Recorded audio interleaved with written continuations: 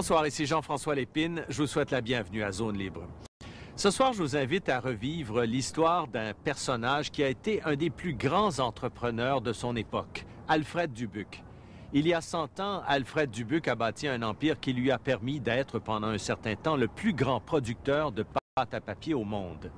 En créant la compagnie de pulpe de Chicoutimi, il a contribué au développement de toute la région du Saguenay-Lac-Saint-Jean. L'histoire d'Alfred Dubuc, c'est l'histoire d'un homme passionné qui a vu grand, mais aussi une sorte de géant qui a été ruiné par ses propres ambitions. Christina Von Latky nous présente donc ce soir le portrait de celui qu'on a surnommé le roi de la pulpe.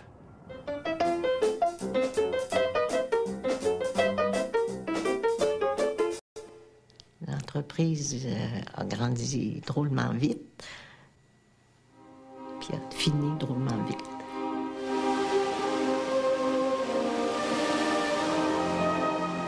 L'empire multinational d'Alfred Dubuc n'est plus. Ces immenses usines ne sont plus que des sites historiques. Au début du siècle, Alfred Dubuc embauchait les 3/4 de la population de Chicoutimi dans ses usines de pâte à papier. 100 ans plus tard, en 1996, les ruines de la pulperie de Chicoutimi sont dévastées par les eaux du grand déluge du Saguenay. Alfred Dubuc avait construit ce barrage afin d'alimenter en électricité son usine et toute la ville de Chicoutimi. L'histoire d'Alfred Dubuc est racontée dans ce journal que tenait sa femme, Anne-Marie. C'est une histoire de victoire et de défaite. Tout commence à Sherbrooke en 1885. Nous, les membres du bureau d'examinateur, décernons le diplôme du cours commercial. Alfred Dubuc saute du niveau primaire directement aux études commerciales. Malgré son jeune âge, il termine son cours commercial avec grande distinction en 1885. Mais la première place lui échappe. Elle revient à un élève anglophone à cause de 2 points que Dubuc a perdus à l'examen d'anglais. Alfred, c'est toi qui méritais la première place. T'es aussi bon en anglais que Linehan en français. Il a juste été chanceux. Toute l'année, t'as été meilleur que lui. Il avait été élevé à Sherbrooke, où il y a beaucoup d'anglais. Et il parlait aussi bien l'anglais que le français.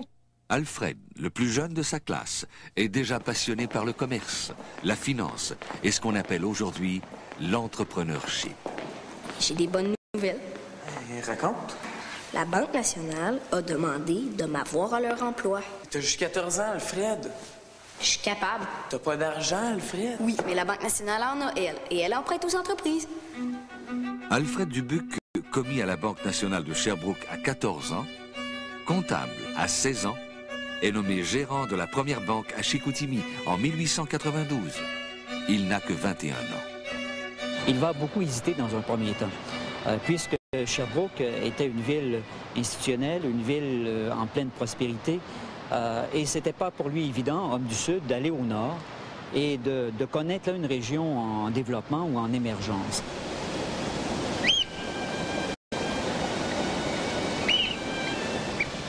Quand Dubuc arrive au Saguenay, il est surpris de voir la beauté de la forêt et des cours d'eau.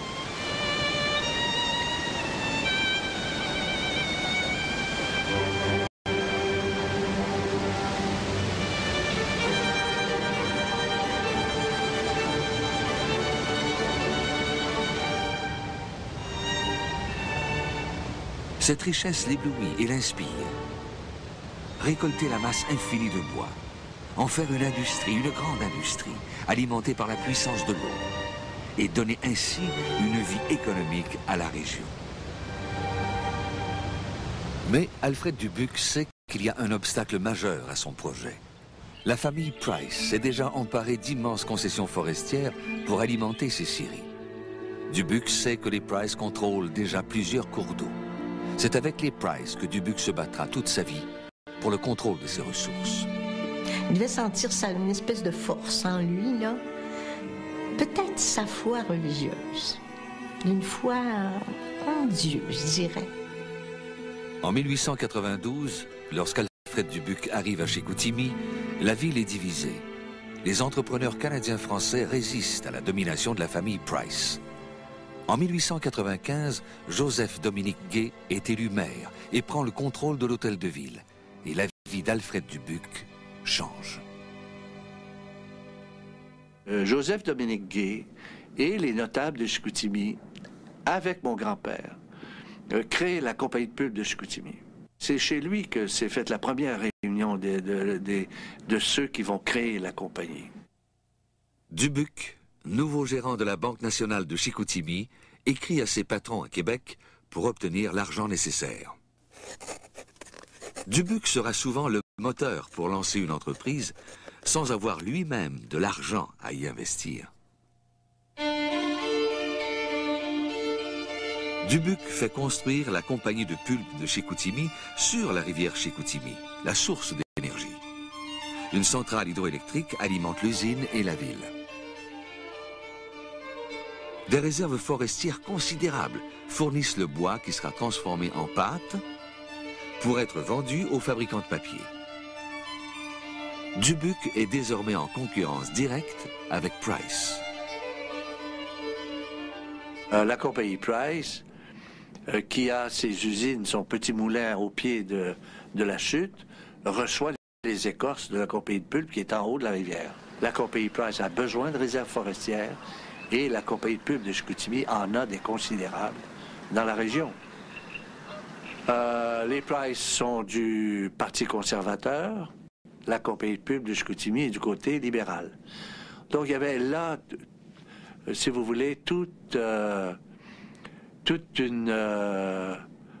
scénario pour qu'il y ait des luttes constantes entre les deux entreprises. Avec l'installation des moulins de la compagnie de pulpe de Chicoutimi, alors ils étaient obligés évidemment de partager la rivière, ce qui a sûrement compliqué les choses. Comme exemple, comment est-ce que vous divisez le bois qui flottait sur la rivière? Comme il ne pouvait pas s'entendre avec M. Dubuc sur l'utilisation de la rivière Chicoutimi, alors il a construit un peu plus haut dans le Saguenay, sur la rivière au Sable, une autre rivière qui prend sa source dans le lac Kanagami. C'est un moulin qui fonctionne toujours. La compagnie Price a accusé la compagnie de pulpe de Chicoutimi d'avoir fait baisser le niveau du lac Kenogami à un niveau suffisamment bas pour qu'il ne reste de l'eau que pour la rivière Chicoutimi.